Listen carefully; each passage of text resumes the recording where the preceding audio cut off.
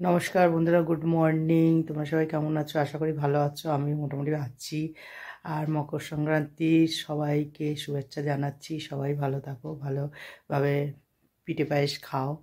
আর আমাদের তো এবছর হবে না, তার জন্য আমাদের কোনো ইয়ে নেই। যাই হোক, তোমরা আনন্দ করে করো। আমি চান টান করে চলে এসেছি, আর একদম বাইরে রোদ্দুর নেই, ভীষণ মানে ঠান্ডা। আজকে এত ঠান্ডা পড়েছে বলার মতন না। তবু জলটা ঢেলে নিলাম, ঝপঝপ করে, বেশ ভালোই লাগলো। যাই হোক, দেখি এবার রান্নাবান্নার কী আছে। আর এতক্ষণে একটু আমার কাকি শাশুড়ির সাথে গল্প করছিলাম, কাকি শাশুড়ির সাথে। কেন কি, আমার যে দমদমের পিসি শাশুড়ি আছে, মেজে পিসি শাশুড়ি, সে কাল মারা গেছে, কিন্তু কাল কারোকে বলেনি। রামপ্রসাদ দেখতে দেখতেই মারা গেল। তা আজকে সকালবেলা আমার মেয়ে, সকালবেলাও না, মানে অনেক পরেই খবর পেলাম যে পিসি শাশুড়ি মারা গেছে। তা আমাদের তো যাওয়া কারো হলো না, কেন আমার কাকি শাশুড়ি সব বদ্দা টদ্দারা সব ঘুরে আসলো, এই চলে এসছে। তা খুব খারাপ লাগছে। পিসি শাশুড়ি মানে আস্তে আস্তে মানে সব যে পুরনো স্মৃতিগুলো সব চলে যাচ্ছে। তা তাই ওই বসে কাকি শাশুড়ির সাথে ওখানে দাঁড়িয়ে কথা বলছিলাম, সব গল্প করছিল। আর কি, একে একে সবই হয়ে যাচ্ছে এখন। আর দুই ভাই দুই বোন রয়ে গেল।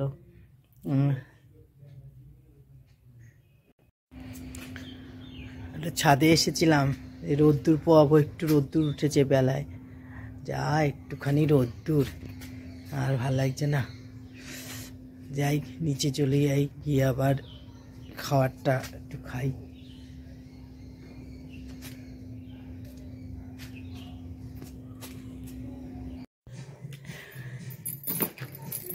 আজকে এত ঠান্ডা, দুবার দুবার দোকান খুলতে গেলাম, হলো না। কেন, গ্যাস আসলো, ফোন করলাম। আমার গ্যাসে বুক করাই ছিল, চলে এসেছিলো। আসলে আমার গ্যাসটা আমার লাগলে তখনই নিই, ওরা যখন চাই তখনই দিয়ে যায়। তা যাই হোক, তাও ভাবলাম হয়তো করবো, কিন্তু এত ঠান্ডা লাগছে। দুপুরে একটু কাঠেই রান্না হয়েছে, তা খেয়ে দে না একটু শুয়েছি, মানে আর উঠতে ইচ্ছা করছে না। ওই জন্য সব জোগাড় ছিল, কিন্তু করতে পারলাম না। তাই চাটা নিয়ে এমনি দোকান খুলেছে, থাক আজকে।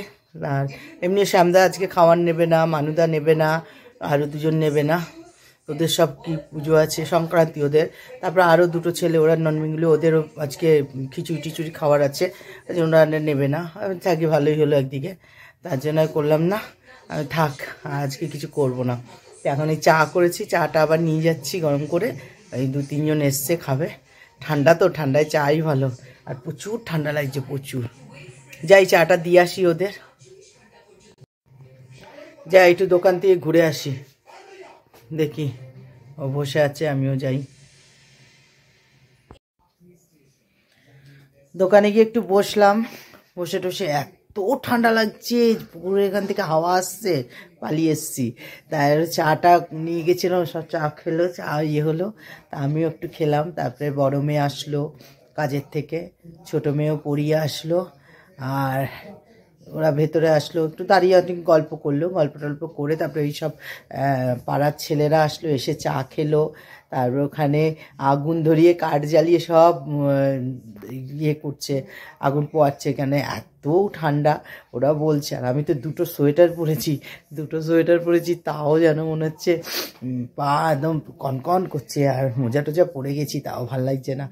তার বসে ভাবছি না, আমি বাড়ি যাই, কেন থাকতে পারছি না। চাদর মুড়ি দিয়েছি কানে টানে। তো আসলে ওখানে পুকুর রয়েছে না, পুকুরেরও ঠান্ডা। তারপর দু চার ফোঁটা আবার বৃষ্টিও পড়লো, সকালেও পড়েছিল, এখনও পড়লো। তা এলাম না, চলে যাই। আমার বর বসে আছে, যেটা যে রান্নাবান্না কিচ্ছু হয়নি, কিছু নিয়ে যায়নি। কেন, বেলা এসছে, গ্যাস কী করে কী করি, আর ইচ্ছেও করছিল না। তাই মেয়ে বললো, মা দুপুরে কি রান্না করেছো? রান্না, আমি হ্যাঁ। তা এইভাবে বন্ধুর বাড়িতে আবার সেই পায়েস করেছে, পায়েস দিল, মালপোয়া দিল। ওকে রাস্তা দেখা হলো, বন্ধু দিয়ে দিল, নিয়ে এসছে সব। নিয়ে এসে ওর কাজের এখান থেকে বলছে, থাকতে পারছি না, এত ঠান্ডা। আমি সত্যিই তাই, যে আমি যারা যারা মানে দুটো করে সোয়েটার পরেনি তারাও আজকে পরেছে। আমি তো দুটো সোয়েটার পরিনি, আমি কোনোদিন পরি না। আমি একটা সোয়েটার পরি, চাদরটা নিই কানে মুড়িয়ে দিই, নাহলে টুপি নিয়ে যাই। কিন্তু যখন রুটি করি তখন আমি ওই চাদরটাও রেখে দিই, কারণ তখন গরম গরম ভাব লাগে। কিন্তু আজকে উফ, মানে তবে সকালবেলা যেমন ঠান্ডা লাগছিলো, যেই জল ঢেলেছি ঠান্ডাটা অনেক কমে আছে। মানে তখন অত ইয়ে লাগছিল না, কারণ শীত যত হবে গায়ে জল ঢাললে একদম শীত করে না, শীতটা ইয়ে হয়ে যায়। আর যদি চান না করে তাহলে একদম ঠান্ডাই লাগতে থাকে। যাই হোক, ওই করে চলে আসলাম। তো মেয়েরাও এখন এই বাইরে বসে টিভি দেখছে। ঠান্ডা তো, আমিও বাইরে বসতে পারি না, প্রচুর পা ব্যথা করে, পায়ে টান ধরছে, এর জন্য চলে এলাম। তা বসে আছি। তা এখন মেয়েরা ডিম নিয়ে এসছে, ডিম কী করবে, পোচ করবে কি ডিম ভুজিয়া করবে, ওই করে মানে বড় মেয়েটা তো ভাত খেয়ে যায়নি আজকে, সত্যি ও কিছুই খায়নি। আর সকালবেলা ভুলেও গেছে বিস্কুট খাবে, সেটাও ভুলে গেছিলো, তো কিছু খায়নি। ও ভাত খাবে এসে, ভাত রয়েছে ভাত খাবে, তারপর ডাল টাল কি আছে খেয়ে নেবে। আমি ঠিক আছে, ওতেও হয়ে যাবে। আর সেই সকালে দুপুরবেলা না বিকেলের দিকে একটু কচুরিও এনেছিল, সেই কচুরি রয়েছে, কেউ খায়নি, কচুরি রয়েছে, ছোটো মেয়েও খায়নি, আমিও খাইনি, রয়েছে। তো ওই মিলিয়ে ঝুলিয়ে খেয়ে নেবো। ভাবলাম রুটি করবো, তা ভাবলাম না রুটিও করবো না, দুদিন রয়েছে। তাই আর শীতে শরীর চলছে না, আমার পায়ের প্রচণ্ড ব্যথা উঠে যাচ্ছে। এমনি শীত তো ঠান্ডা হলেই আমার এই পায়ের কোমরের যন্ত্রণা আরম্ভ হয়ে যায়। ওখানে বসে বসে এত ব্যথা উঠেছে, উঠে চলে এলাম।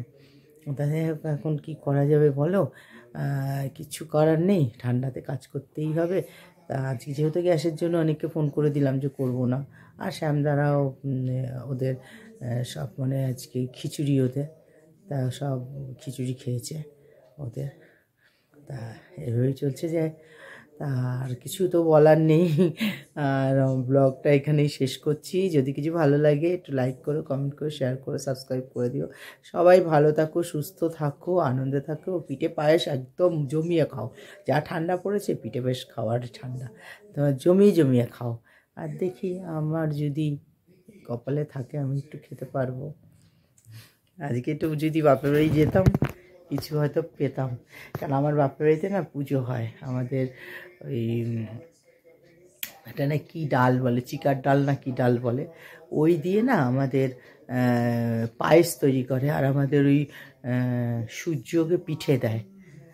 আমরা যখন ছোটো ছোটো, আমার মা যখন বেঁচে ছিল, ভোরবেলা উঠে স্নান টান করে তারপরে হলো উঠোনের মধ্যে ওই পিঠের ছাপ, মানে চালের গুঁড়িয়ে করে পিঠের ছাপ দিত, দিয়ে তারপরে সেই ওই ইয়েতে পায়েস করতো আমাদের ওইটাতে, পাটকাঠি জ্বালিয়ে পায়েস করবে। ওই চিকার ডাল না কি ডাল একটা বলে, জানিস গাছটা জানি না, ওই গাছের ডাল, তিনটে ডালের মধ্যে বসিয়ে ওখানে আগুন ধরিয়ে ওখানে পায়েস হবে। ওই পায়েস ওই সূর্যকে পায়েস দেবে, পিঠে পায়েস খেতে দেবে। তারপরে আমাদের 3 দিন পিঠে পায়েস হয়। 3 দিন আমাদের খুব মানে, আমার বাবা যখন বেঁচে ছিল আমাদের বাড়ি যে কী পিঠে পায়েস হয়েছে, আর আমাদের পাড়ার লোক যে কত খেয়েছে। এখন আমার শ্বশুরবাড়িতেও তাই হতো, কিন্তু এরাও সরা মধ্যে পিঠে হতো, 3 দিন সরা পিঠে করতো। তা আমি এসে করে দিয়েছি অনেক শাশুড়িকে, শাশুড়ি খুব পছন্দ হতো আমার হাতে পিঠে উঠতো বলে। তা আমার এখন আর আগেকার মানুষরাও নেই, খাওয়াও উঠে গেছে। এখন কি ব্যাপারটা হয়েছে, খেতে এখনও সবাই, আমার দাদারাও খুব ভালোবাসে খেতে, কিন্তু যে সুগার ফুগার ধরে নিয়েছে, ওদের খাওয়াও বন্ধ হয়ে গেছে। তাই ভেবেছিলাম যে গেলে হয়তো একটু পিঠে পায়েস পেতাম, ভেবেছিলাম। এখন তো ঠান্ডা, বন্ধুরা আজ যেতে ইচ্ছা করছে না। যাক, অনেক গল্প করলাম। তোমরা ভালো থাকো, সুস্থ থাকো, আর জমিয়ে তোমাদের সবাইকে এখনও বলছি যে জমিয়ে পিঠে পায়েস খাও, সবাই খাও, আনন্দ করো, সাবধানে থেকো। Tata, good night.